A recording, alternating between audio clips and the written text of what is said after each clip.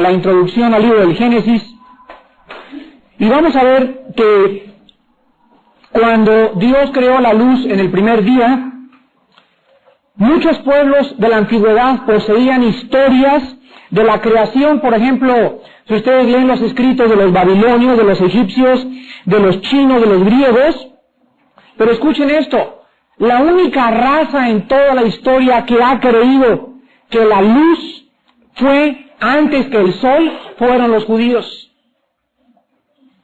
Todos los pueblos, repito, en la antigüedad han tenido historias de la creación, y la única raza que ha creído que la luz fue antes que el sol han sido los judíos, simplemente porque nosotros sabemos que la luz es energía, y antes de que Moisés descubriera la astronomía y la ciencia, la Biblia registra con una credibilidad científica asombrosa que antes de que las grandes lumbreras fueron creadas, la luz, o sea, la energía, los átomos, el espectro electromagnético fue puesto en movimiento para que pudiera la Tierra ser colocada en su orden adecuado.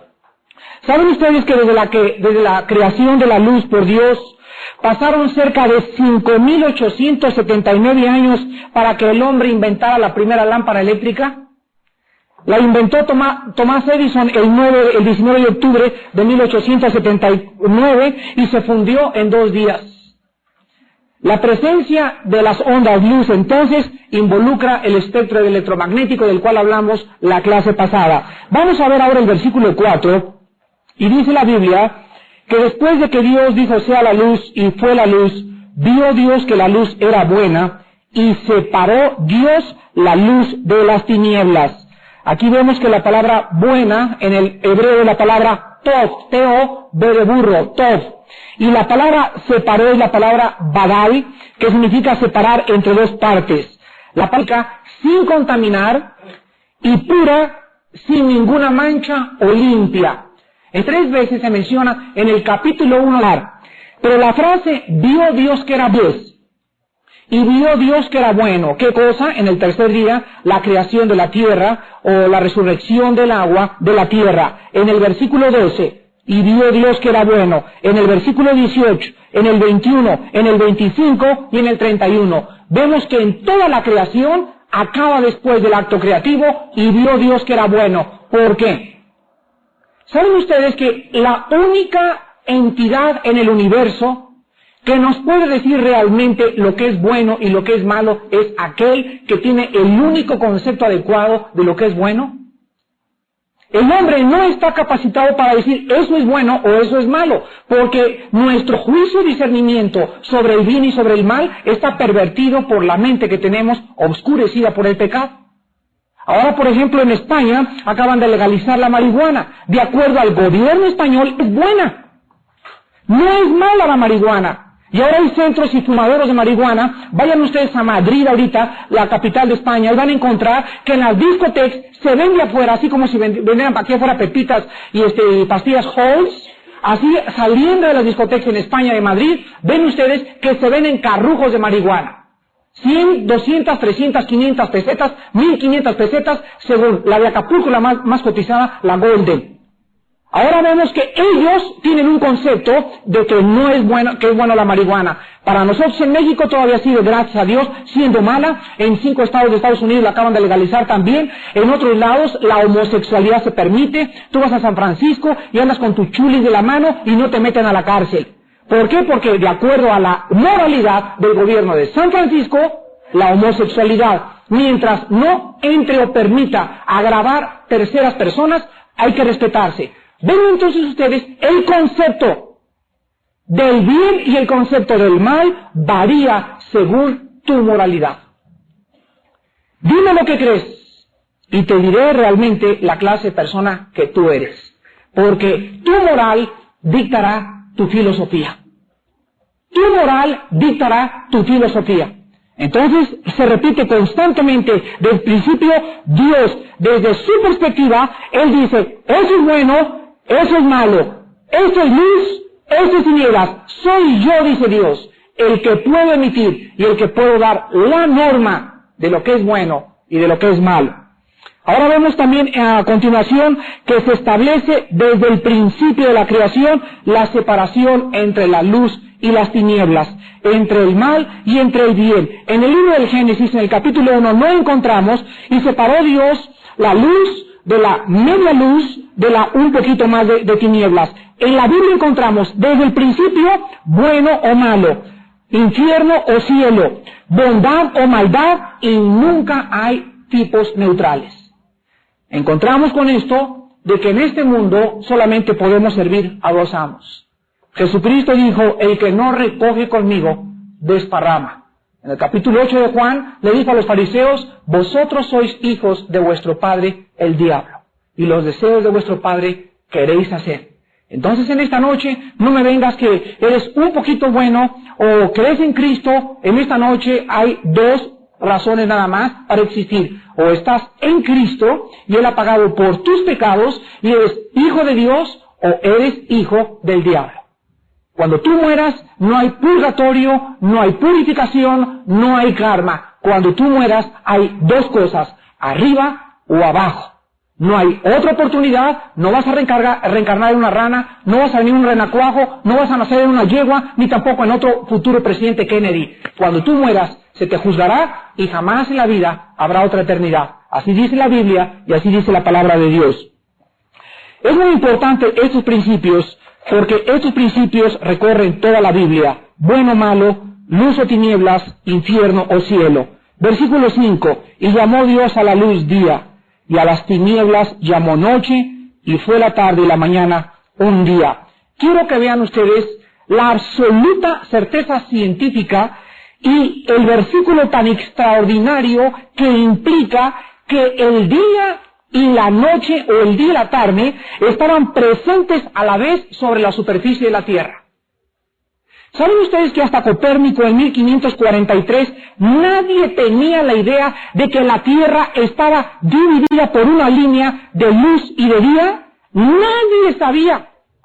Inclusive hace aproximadamente 20 años, desde que los astronautas comenzaron a tomar fotos de fuera de la atmósfera terrestre, se dieron cuenta que nuestra Tierra está parcialmente iluminada y parcialmente oscura. Y la Tierra continuamente está en un lado iluminada y en el otro lado oscura. Aquí en el libro del Génesis, hace 6,000 años, se nos dice que en ese mismo día Dios llamó la tarde y la mañana un día.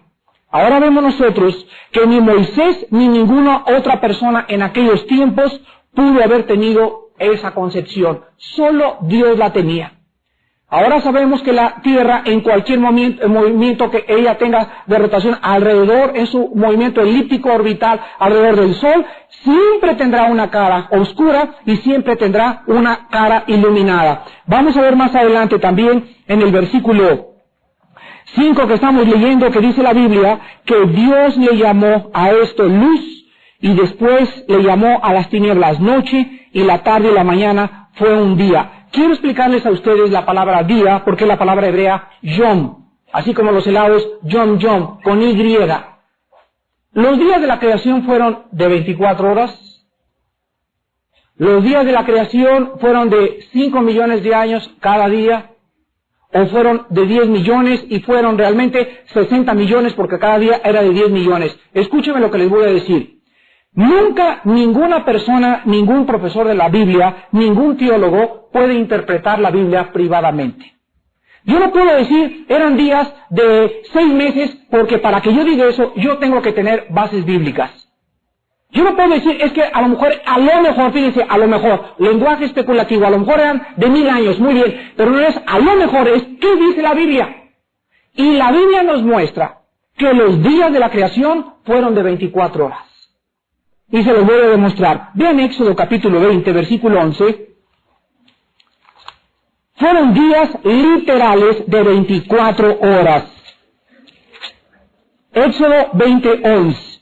Vean ustedes, por ejemplo, que dice en este versículo, porque en 6 días, otra vez, en 6 yoms, en el hebreo se usa la misma palabra, hizo Jehová los cielos y la tierra, el mar y todas las cosas que en ellos hay, y reposó en el 7º día.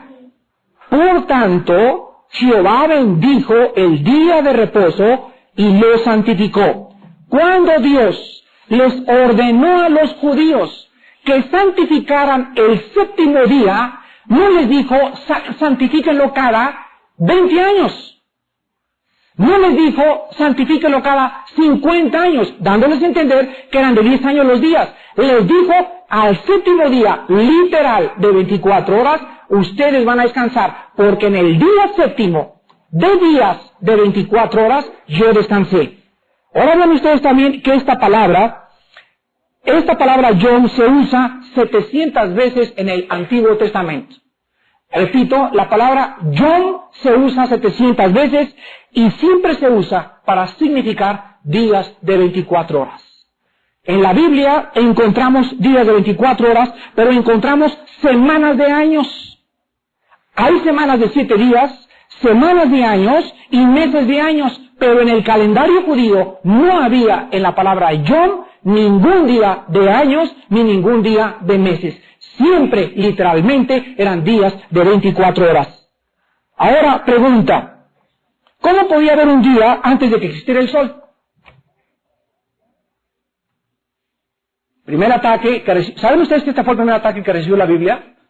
Hace 2 siglos, o aproximadamente como 300 años, en el siglo XVII, a finales del siglo XVI, se levantaron algunos agnósticos en Europa y atacaron el Génesis diciendo que era imposible que Dios llamara día a algo cuando no existiera el sol. Pero ¿saben ustedes cuál es la respuesta? La respuesta es muy fácil. Y por fin los teólogos dijeron, y la Biblia tenía la razón. ¿Saben ustedes por qué se le llama día aun cuando no hubiera sol?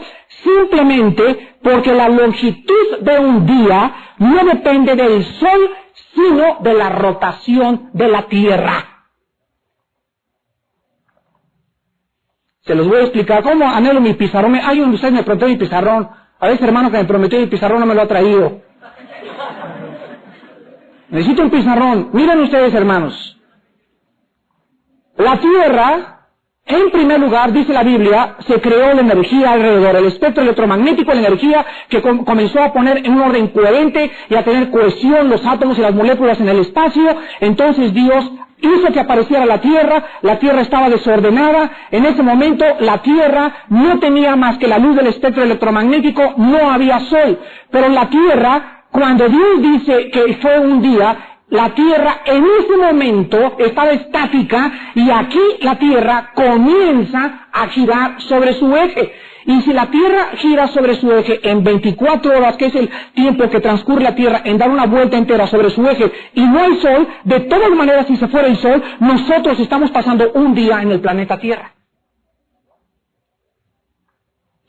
Otra vez, la Biblia era científicamente correcta, y ello 3000 años antes de Copérnico. Versículo del 6 al 8 del segundo día. Todos los días, de veras, hermanos, con todo mi corazón se los digo, estoy extasiado leyendo y estudiando el Génesis. Y anoche le decía a mi esposa, tengo ahorita 5 libros de astronomía, así que me compré y dije, tengo que estudiar astronomía para poder enseñar el Génesis. Y por primera vez estoy metiéndome en el espacio y los astros y cuánta atmósfera tiene este planeta y de qué está compuesta esto y la distancia del Sol a la Tierra y la distancia, etcétera, etcétera. Y me fascino y me maravillo y le digo, Dios, cuán innumerables son tus obras, qué maravilloso eres y qué exactitud tan absolutamente científica, repito, comprobada ahorita por hechos. De lo que está escrito aquí en un libro que tiene 6000 años de antigüedad. En el versículo del 6 al 8 hay otra maravillosa revelación científica. Luego dijo Dios, hay expansión en medio de las aguas. Y separa las aguas de las aguas, e hizo Dios la expansión y separó las aguas que estaban debajo de la expansión, de las aguas que estaban sobre la expansión, y fue así. Y llamó Dios a la expansión cielos, y fue la tarde y la mañana, el día segundo. El primer día de la tierra, quiero que recuerden todos ustedes, que la tierra estaba llena de agua. Toda la tierra estaba totalmente cubierta de agua, pero en el espacio no había nada, o sea, la tierra no tenía atmósfera. ni había tampoco ninguna capa de ozono. Vean ustedes científicamente cómo primero el espectro electromagnético, después la Tierra, el agua que cubre la Tierra, y después Dios hace que se levante un invernadero alrededor de la Tierra, porque Dios, antes de que creara el Sol, tenía que existir la capa de ozono. No creó primero Dios el Sol sin la capa de la atmósfera, porque sin la capa de la atmósfera nos hubiéramos quemado. Adán y Eva se hubieran achicharrado. El orden es perfecto. ¡Perfecto! ¿Cómo sabía Moisés que ahorita el ozono está permitiendo la infiltración de los rayos ultravioleta a la Tierra, que nos están quemando y produciendo cáncer a todos los que se van a Tequesquitengo y a Acapulco a quemarse? Cáncer de la piel. ¿Cómo sabía Moisés eso? Pues por revelación divina. Pero la Biblia nos muestra aquí en el segundo día que Dios entonces crea la expansión, y es la palabra que significa atmósfera o el aire. Es la palabra hebrea raquia. Expansión es la palabra griega con R, raquia, y con Q, raquia, así como suena. Y es el espacio o la atmósfera. Al haber separación entre el agua que está abajo y el agua que está arriba, se prepara todo para la vida que habría de venir. Fíjense ustedes que sin la atmósfera y sin la humedad que proporcionaría la atmósfera y el ozono arriba, no podría tampoco haber vida vegetal. Las aguas sobre la expansión entonces se refieren a la capa grandísima de vapor que existe alrededor hasta arriba de la estratosfera y posiblemente llega hasta la ionosfera. Y esta capa no son las nubes que vemos que flotan en la atmósfera, pues estaban sobre la expansión. Ahora ustedes vean en Génesis, por ejemplo, que encontramos que antes del diluvio no había llovido. Antes del diluvio, dice la Biblia, había un vapor de agua que cubría la tierra. ¿Cuándo apareció esta nube de vapor o la atmósfera terrestre? Apareció precisamente en el segundo día. Ahora ustedes saben que la cantidad de agua que hay en el cielo, se calcula que aproximadamente existen 45,000 tormentas en algún lugar de la tierra todos los días. Escuchen esto. Y cada nube de tormenta tiene aproximadamente 100,000 toneladas de agua. La cantidad tan increíblemente acumulada de agua alrededor de la tierra es tan grande que en una sola nube de tormenta hay 100,000 toneladas. Y cuando Dios rompió las cataratas de los cielos y precipitó el diluvio, vean ustedes por qué vino tal cantidad de agua, por la enormidad de evaporación que Dios permitió en la atmósfera terrestre. Ahora, esto fue en los tiempos de Noé. ¿Saben ustedes lo siguiente? Que ahorita, si nosotros pudiéramos precipitar toda el agua que existe arriba de la tierra, ahorita no se llenaría la tierra más que 2 pulgadas. Vean ustedes las pérdidas tan grandes del agua en el planeta Tierra. Nosotros no la hemos acabado. Quiero mostrarles a ustedes algunos beneficios científicos comprobados por la atmósfera que tenemos.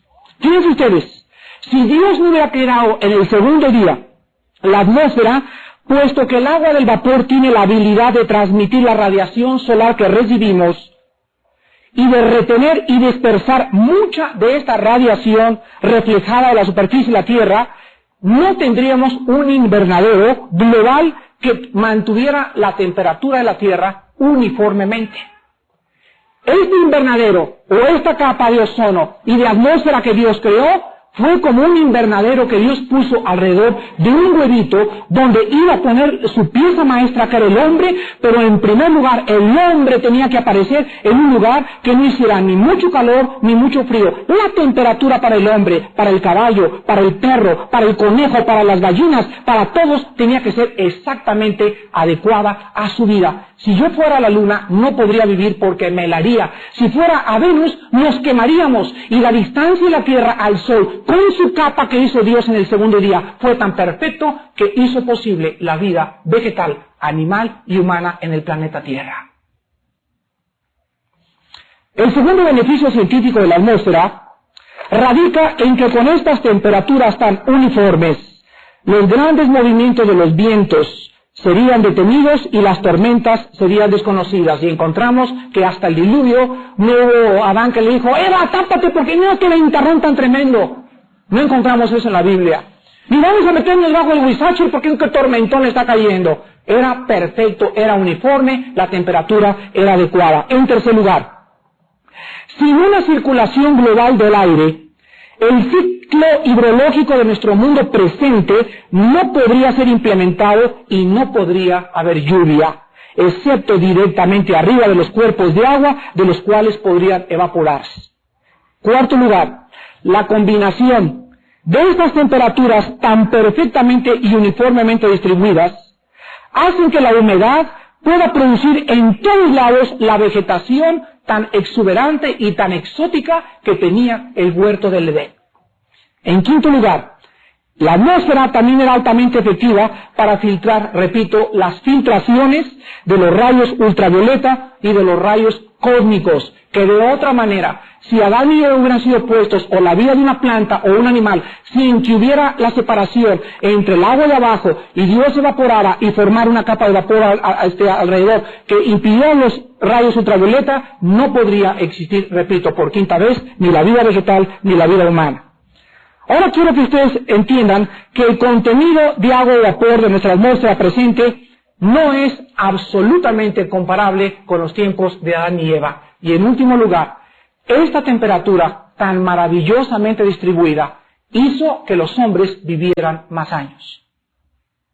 La longevidad, Adán vivió 930 años. Alguien dice ahorita, es imposible que un hombre viva. Fíjense ustedes que la salud está relacionada con el medio ambiente.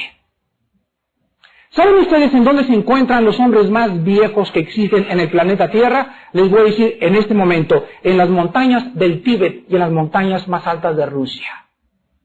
Donde hay más oxígeno, donde hay menos, donde no está Huitlali, ni Tlalnepantla, ni Manualco de Tlatelolco, ni ninguna otra ciudad. La temperatura está realmente adecuada a tu vida. Hay una cosa importante, nosotros somos lo que somos por dos razones, por lo que comemos y por lo que respiramos. La sangre, que es la vida de mi carne, la única forma de que mi sangre se mantenga limpia es a través de la oxigenación. Si tú vives aquí en el Distrito Federal y estás respirando el 80% del día, bueno, estoy muy bajito, ¿verdad? El 90% del día, las mezclas de los hidrocarburos y de los gases contaminantes de México, estás reduciendo tu vida un 50%, de acuerdo a la Secretaría del Ambiente pronunciada por el locutor Guillermo Ochoa, el 50%. O sea que si en esta noche hay una persona que tenga 50 años e iba a vivir dentro de 30 años más, vas a morir en los próximos 15 años.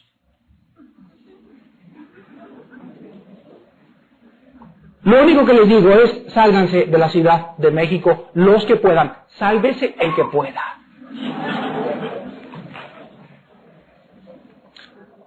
En el Salmo 148,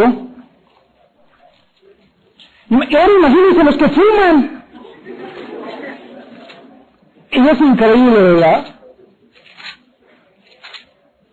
En el Salmo 148, versículos del 4 al 6, encontramos que esta condensación de nubes y de agua, tan miles de toneladas que Dios hizo alrededor del planeta Tierra, antes de que apareciera la vegetación, y se está desapareciendo, quiero que pongan atención ahorita en lo que les digo, Dios forma las miles de toneladas de agua alrededor de la Tierra, en la atmósfera, y después esa cantidad de agua tan tremenda comienza a disminuir, ahorita cae un chaparrón, ya no cae agua, ya casi el agua que se evapora, pues vemos que el agua cae cuando se condensa y vuelve otra vez a repetirse el mismo fenómeno meteorológico, pero quiero que sepan ustedes que la Biblia nos muestra que la misma cantidad de agua que existía antes del diluvio arriba de la tierra va a volver a existir en el milenio.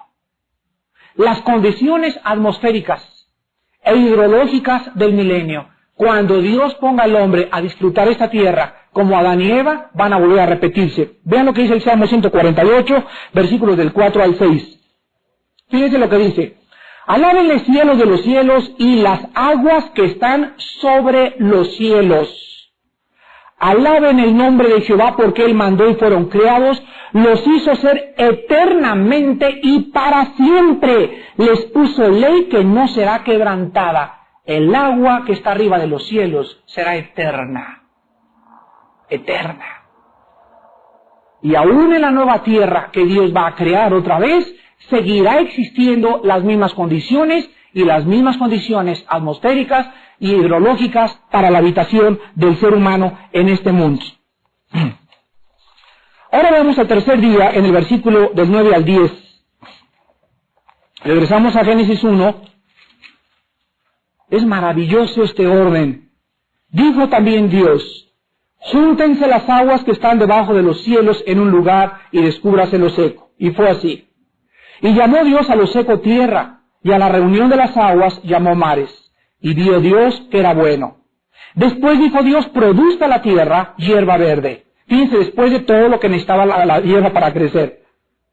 Moisés era experto en astronomía y en ginecología y en todo. Hierba que dé semilla, árbol de fruto que dé fruto según su género. Que su semilla esté en él, sobre la tierra, y fue así.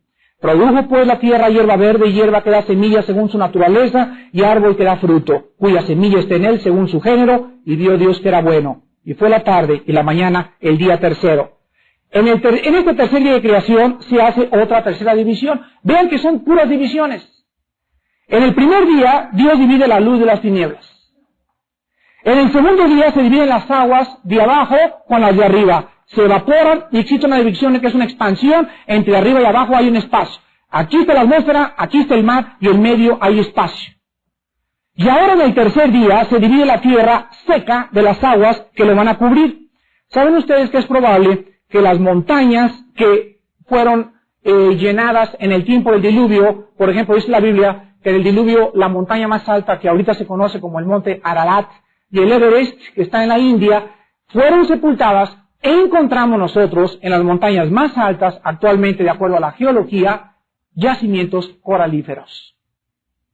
Y la única explicación para que las montañas más altas han encontrado corales en el pico de Orizaba, en el Iztaccíhuatl, en el Popocatépetl, en el monte Yatar de Japón, en el Everest, en todos lados. Y la única explicación para eso, ¿verdad?, es de que el mundo estuvo sepultado bajo el agua algún día, en alguna época, hasta la montaña más alta. La Biblia nos muestra, en el capítulo 11 y en adelante de la Biblia, el diluvio universal. Pues aquí encontramos también que Dios le llama a lo seco tierra y a la reunión de las aguas les llama mares. Y quiero hacerles una pregunta y quiero que mediten en lo que les voy a preguntar. ¿Por qué Dios nombró estas 5 cosas? Vean que es Dios el que le pone nombre a 5 cosas, no el hombre. Dios le pone nombre al día. Él es el que le llamó día. Dios le pone nombre a la noche. Él dijo, y llamó a las tinieblas noche. Él, no nosotros. Es Dios el que le pone el nombre a la atmósfera. Él le llamó atmósfera, expansión, raca, la cosa que existiría entre arriba y entre abajo. Y Dios llama en quinto lugar y le pone nombre también a los mares, al mar y a la tierra. ¿Saben ustedes por qué Dios le pone nombre a estas cosas? Simple y sencillamente, para que nosotros sepamos que Él es el único que tiene control sobre todos los fenómenos meteorológicos, sobre los vientos, sobre los terremotos, sobre las tempestades, sobre la lluvia, sobre el granizo, sobre el día y sobre la noche. No nosotros. Vean Isaías, capítulo 40. Él es el Dios de la lluvia, Él es el Dios de los terremotos, Él es el Dios del granizo, Él es el Dios de los vientos, Él es soberano en aquellas cosas que el hombre nunca ha podido ni podrá controlar jamás. Con toda nuestra tecnología y con todas las computadoras que tengamos, nunca el hombre controlará las lluvias. Podrá hacer llover con las lluvias artificiales, pero jamás el hombre podrá controlar ni los vientos, ni los terremotos, ni los sismólogos que están estudiando estas cosas, porque son cosas que están fuera del alcance del hombre. Y por eso dice en Apocalipsis que cuando venga Cristo y comienza a temblar la tierra, la gente dirá, peñas caigan sobre nosotros, porque verán los fenómenos que no pueden controlar, van a pedir morir y no van a poder. Cuando el hombre comienza a ver que la tierra tiembla, el hombre se arrodilla. Ojalá que hubieran estado ustedes en Guatemala. Íbamos 2 meses antes de que temblara en Guatemala, mi esposo y yo íbamos a ir al seminario centroamericano porque tembló, no fuimos, pero me contaban los hermanos después de que fui a predicar una cruzada a Guatemala, que el 90% de la gente en Guatemala estaba de rodillas pidiéndole perdón a Dios después del temblor. Cuando el hombre se enfrenta a lo sobrenatural y viene un maremoto en Japón y viene el agua y viene la lluvia y se nos viene el monte Chichimeca y el Popocatépetl comienza a inundar Cuautla y todo, ahí te vas a acordar que hay un Cristo. Y ahí tú que te decías, no es cierto, yo soy gurú, pues pídele a la jibada del Maharaji que te salve de la lava en ese momento. Dice en Isaías capítulo 40, versículos 12. Isaías 40, 12, dice la Biblia, ¿quién midió las aguas con el hueco de su mano? Fíjense ustedes, hay 3 partes más aproximadamente de agua en la tierra que de tierra seca. O sea, 3 partes de la tierra son aproximadamente de agua. Escuchen esto, dice aquí Isaías que todo el mar, así todo el mar cabía en solamente, ¿saben lo que es el hueco de la mano? Es esto. Esto es mi hueco de la mano. Dice la Biblia que todo el mar de la tierra cabe en el hueco de la mano de Dios. Ahora fíjense lo que dice. Y los cielos con su palmo, los cielos son millones de millones de millones de millones de millones de galaxias. Y solamente la pura palma de la mano, no dice las manos, dice una mano de Dios, es suficiente para que haga cuenta que el cielo está aquí, todas las galaxias las está viendo como si viera su mano.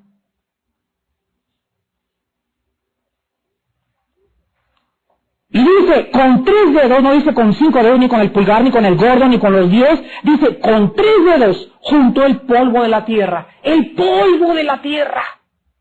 Millones de millones junto a todo el polvo que hay, inundamos todo el continente americano. Pues en 3 dedos, en el hueco del agua, en 3 dedos toda la tierra, y en toda su palma de su mano, está viendo todo el universo. Y ahí como vas con las adivinas, a ver esta rayita que tiene aquí usted en la mano, así que te dicen, pues, ¿se va usted a casar, no se va usted a casar? Dios, aparte de que tiene el control todos los cielos, al mismo tiempo, sabe que ahí está Armando, y me conoce por mi nombre. Pero no solamente me conoce por mi nombre, sino que aún no está la palabra en mi boca, y la sabe toda. ¿Qué Dios tenemos? ¿Qué Dios tenemos? Dice el versículo 21 al 26 del mismo capítulo, ¿no sabéis? ¿No habéis oído? ¿Nunca os lo han dicho desde el principio? ¿No habéis sido enseñados desde que la tierra se fundó? Él está sentado sobre el círculo. Isaías escribió 1700 años antes de Galileo. La Biblia afirmaba ya que la tierra era redonda antes de Galileo. Él está sentado sobre el círculo de la tierra, cuyos moradores son como langostas. No esas langostas que nos comemos en el mar, son las chiquitas esas que están volando. En el original hebreo se refiere a estas cosas que están así. Él extiende los cielos como una cortina. Yo llego en la mañana y hace mucho sol, le hago así a la cortina, ¡prum! Y ¡prum! Salen las cortinas y entra la luz. Dice la Biblia, así es Dios, puede hacer así, ¡prum! Y de repente funda 5 millones de galaxias. Nada más puede hacer, ¡prum! Como una cortina para Él. Lo despliega como una tienda para morar. Él convierte en nada a los poderosos y a los que gobiernan la tierra, hace como cosa vana. Como si nunca hubieran sido plantados, como si nunca hubieran sido sembrados, como si nunca su tronco hubiera tenido raíz en la tierra, tan pronto como sopla en ellos, se secan. Y el torbellino los lleva como hojarasca. ¿A qué pues me haréis semejante o me compararéis? Dice el Santo. Levantad en alto vuestros ojos y mirad quién creó estas cosas. Él saca y cuenta su ejército, a todas llama por sus nombres, ninguna faltará. Tal es la grandeza de su fuerza y el poder de su dominio. Y desde el Génesis Él nos dice, yo soy el Shaddai, el Todopoderoso. Yo soy Elohim. Cada microbio, cada átomo, cada hoja, mi sistema nervioso, mis uñas, mis pensamientos, el infierno, el abismo, las potestades, lo alto, los querubines, todo está delante de Él. Nadie lo toma por sorpresa, ningún ángel llega y le dicen, tembló en México, Señor, tembló en México. Mándenme a agarrar al chamucón, ¿quién le dio permiso? No hay nada en este universo, nada absolutamente que no se suceda por su voluntad. Él es soberano.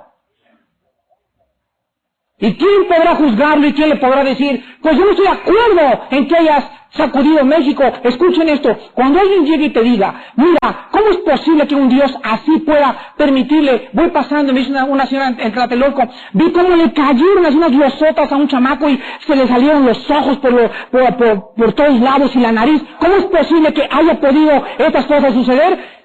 ¿Cómo es posible que Dios me hizo la pregunta, haya podido permitir esto? Le contesté y le dije a la señora, ¿sabe usted? La pregunta no es ¿por qué Dios permite que se mueran muchos inocentes? La pregunta es ¿por qué Dios permite que sigan viviendo los malos?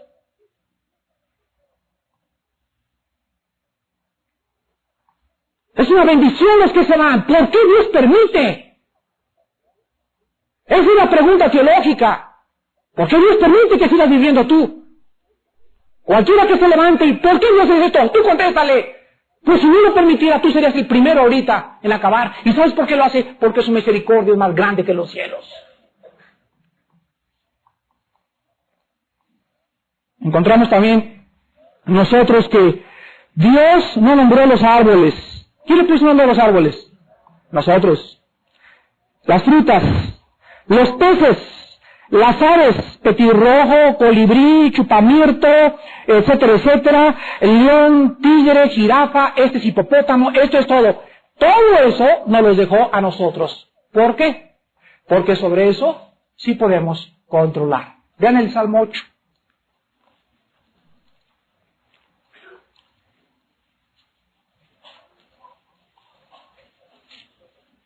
Oh Jehová, Señor nuestro, cuán glorioso es tu nombre en toda la tierra. Has puesto tu gloria sobre los cielos. De la boca de los niños y de los que maman fundaste la fortaleza a causa de tus enemigos, para hacer callar al enemigo y al vengativo. Cuando veo tus cielos, obra de tus dedos, la luna y las estrellas que tú formaste, digo, ¿qué es el hombre para que tengas de él memoria y el hijo del hombre para que lo visites?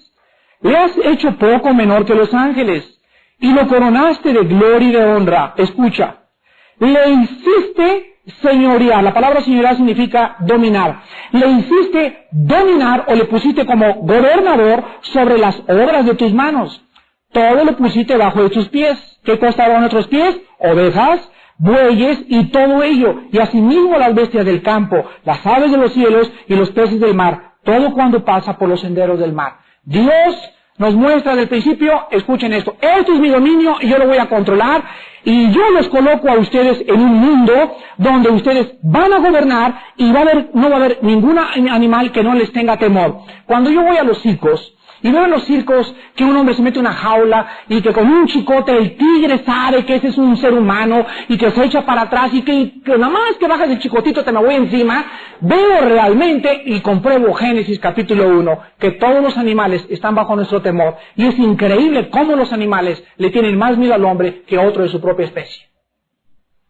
Ahora nosotros encontramos también que el hombre no tiene poder para cambiar ni la secuencia del día y la noche. Ojalá que hubiera algún hombre que dijera la verdad, pues ahorita vamos a cambiar la noche. ¿Qué hombre tiene control sobre el movimiento de rotación de la Tierra? ¿Quién?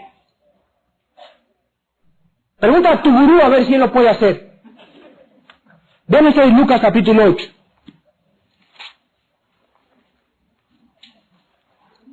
Nadie tiene control sobre los elementos más que Dios. Y aquí vemos que Jesucristo lo demostró mientras Él estuvo aquí en el mundo.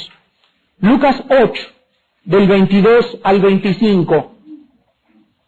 Aconteció un día que entró en una barca con sus discípulos y les dijo, pasemos al otro lado del lago, y partieron. Pero mientras navegaban, Él se durmió.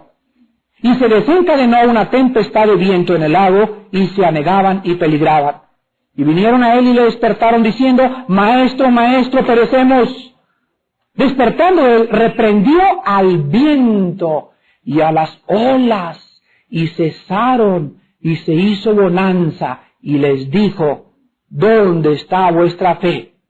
Y atemorizados, se maravillaban y se decían unos a otros, ¿quién es este que aún los vientos y las aguas manda? ¿Y qué? Porque él era Dios.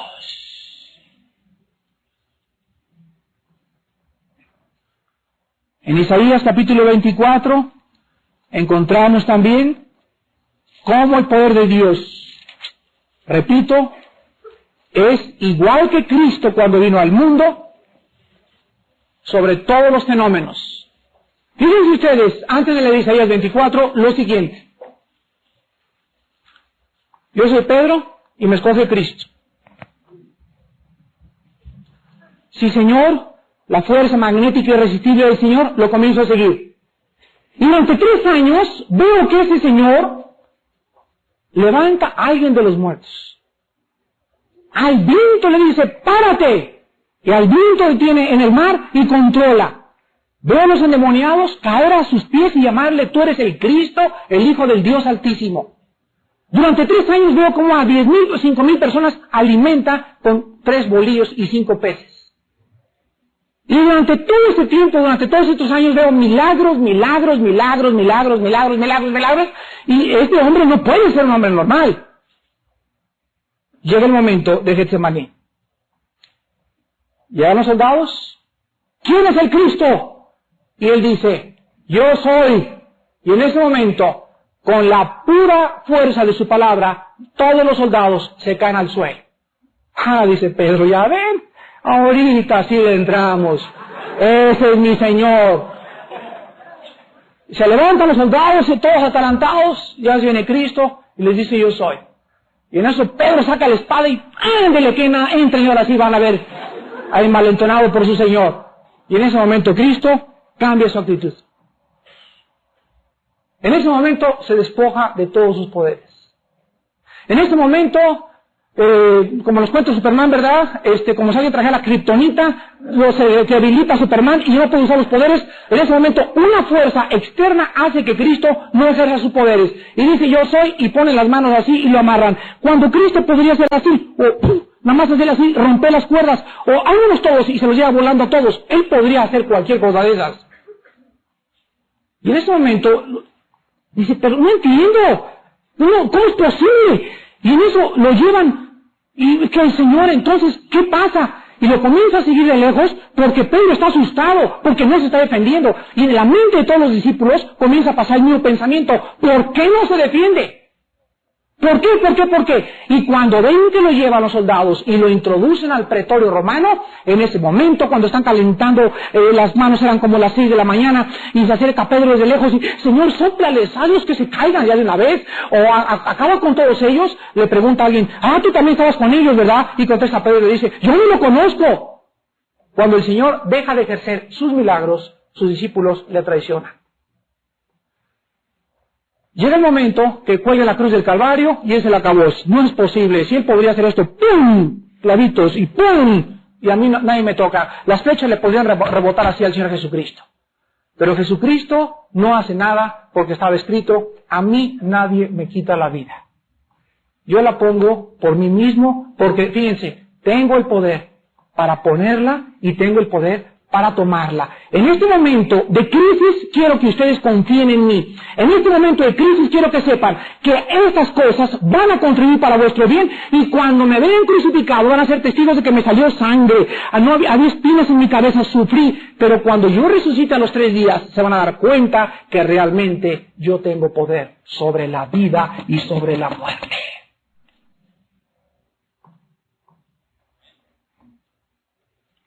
Si Cristo no hubiera resucitado, ni hubiera muerto, ni hubiera sufrido, díganme ustedes, ¿quién nos podría decir que hay vida después de la vida? ¿Maharashi?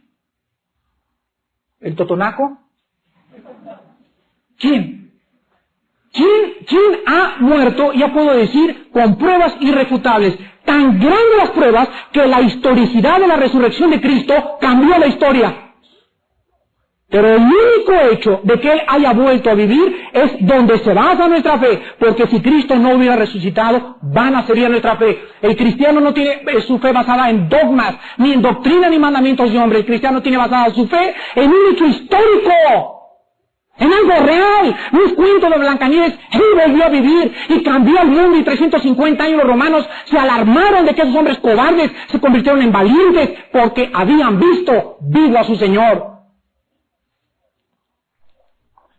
En Isaías 24 encontramos del 19 al 20 que la Biblia dice: será quebrantada del todo la tierra, enteramente desmenuzada será la tierra, en gran manera será la tierra conmovida, temblará la tierra como un ebrio, será removida como una choza, y se agravará sobre ella su pecado, y caerá, y nunca más se levantará. Apocalipsis 16. De acuerdo a la Biblia, ¿quién hace que haya terremotos?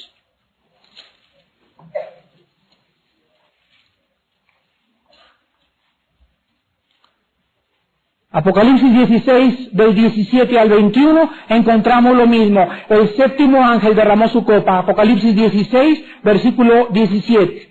El séptimo ángel derramó su copa por el aire, y salió una gran voz del templo del cielo del trono diciendo: hecho está. Hubo entonces relámpagos, voces y truenos, y un gran temblor de tierra. Un terremoto tan grande cual no lo hubo jamás desde que los hombres han estado sobre la tierra, y las islas sobre los montes y sobre el granizo. Él es el Dios de la Biblia. Ahora es interesante notar lo siguiente. En ninguna parte de la galaxia, que nosotros vivimos en la Vía Láctea, existen estas 5 cosas. Puros accidentes. Nada más aquí en la Tierra. En la Luna, por ejemplo, ni en ninguna parte existe, ninguna planeta tiene atmósfera como la que tiene la Tierra.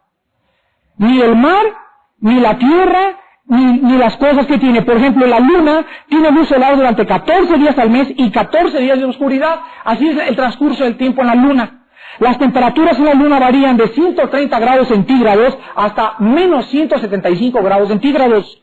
Si tuviéramos en la Tierra estas temperaturas, la vida en la Tierra sería congelada. ¿Por qué hay esta temperatura en la Luna? Porque la Luna no tiene ni la atmósfera ni las condiciones que existen en la Tierra. Simple y sencillamente, ni en Marte, ni en Júpiter, ni en Venus, ni en Plutón, ni en Saturno. Es la Tierra el planeta que Dios acondicionó, y dice en Hechos 17, Dios prefijó el orden de los tiempos y los límites de su habitación. Y después de que Dios nos da paisajes chinos, y ríos de Toluca, y Tequesquitengo, y Acapulco, y el Valle de Bravo, y las montañas suizas, y todo, el hombre no está contento y se quiere ir a la Luna. ¿Saben ustedes que hay 75,000 americanos que ya compraron boleto para ir a Marte? ¡De luna de miel!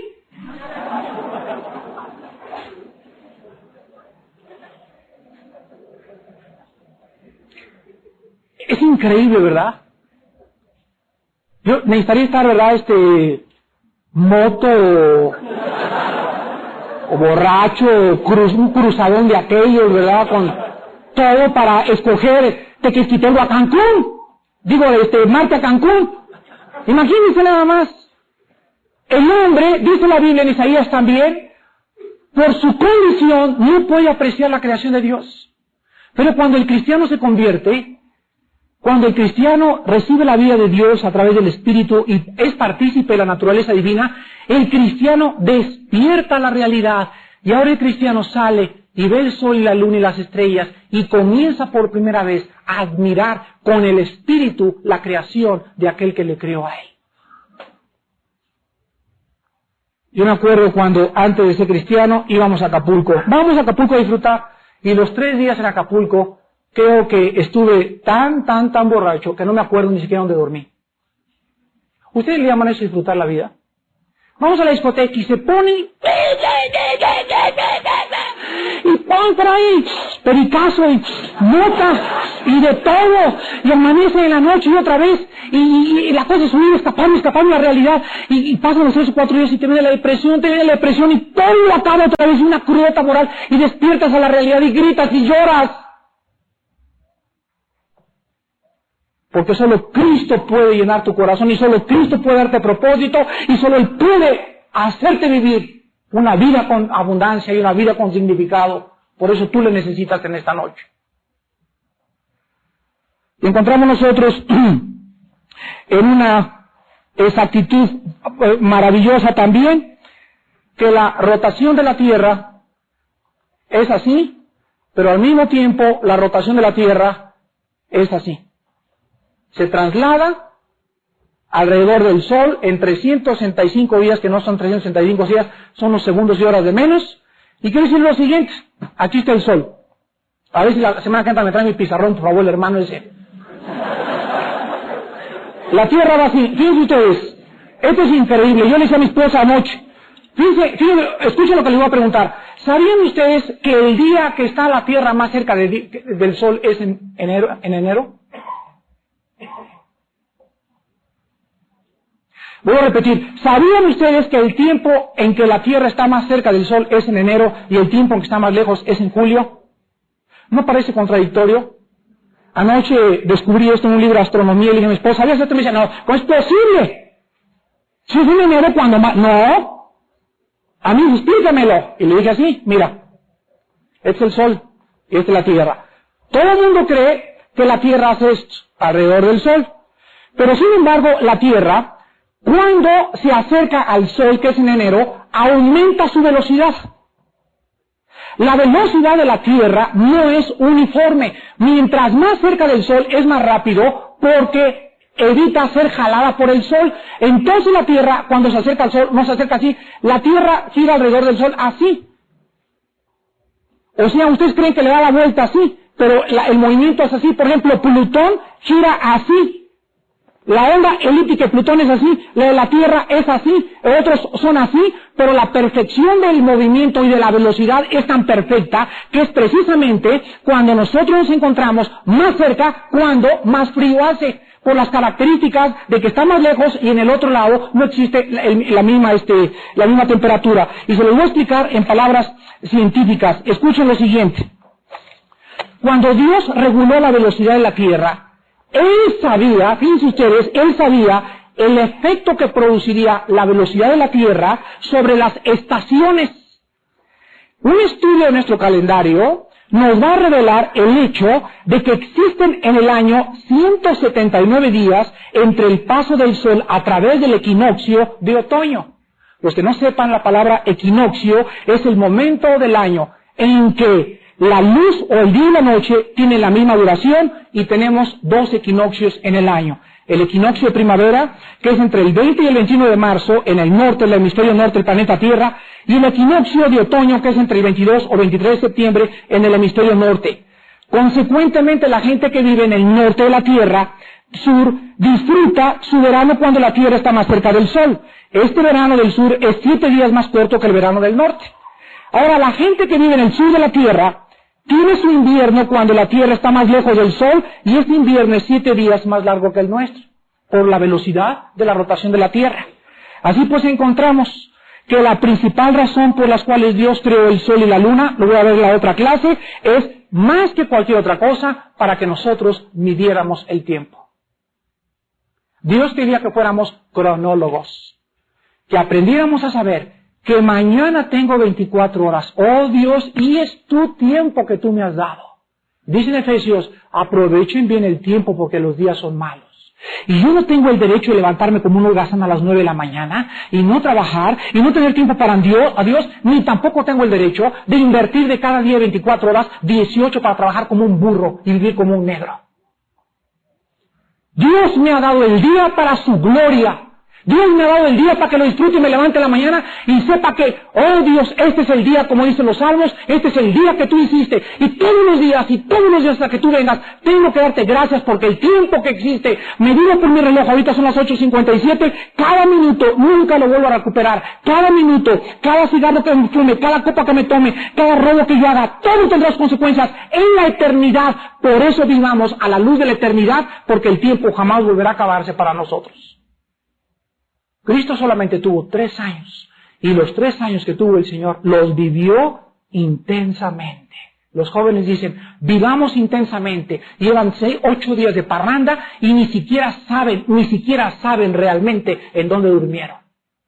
¿Cómo es posible que nosotros, al ver tantas maravillas, estaciones, primavera, otoño, invierno, por la velocidad de la Tierra, alrededor del Sol, el día, todo lo que pasa, las temperaturas que Dios giró, las temperaturas que Dios diseñó, toda esta creación que jamás hemos apreciado, podamos nosotros decir, no hay Dios? Hermanos, la creación y los cielos cuentan la gloria de Dios, el firmamento, la obra de sus manos. Dios nos ha dejado estampado en la luna, en el sol, en las estaciones, en el día, en la noche, en la rotación, en la traslación, en la temperatura, en todo nos ha dejado el testimonio, que dice Romanos, porque habiendo conocido a Dios, habiendo visto que no puede ser obra de un accidente, es demasiado perfecto todo, no le glorificaron como a Dios ni le dieron gracias, sino que se envanecieron en sus razonamientos. Su corazón fue entenebrecido y profesando ser sabios, yo sé realmente que yo soy el gurú. Dios está muerto, dijo Nietzsche. Y esto no sirve, esto es la evolución. Venimos del chango, queridos discípulos. Se envanecieron y cuando hablaban, ranas y sapos les saltaban de la boca y se convirtieron en necios. Y por esta razón, Dios los empuja y los entrega a una vida de desesperación. Y por eso encontramos a los filósofos del siglo XX con el nombre, los profetas de la desesperación. Jean-Paul Sartre muere escribiendo su libro La náusea, diciendo, la vida es una náusea, y la vida en esta noche, yo estoy de acuerdo, es una náusea para ti, sin Jesucristo en tu corazón. Cuando Cristo viene, tu vida comienza a cobrar propósito y significado. Vive para Cristo, hermano, mientras Él viene. Despidámonos en oración. Señor, te damos gracias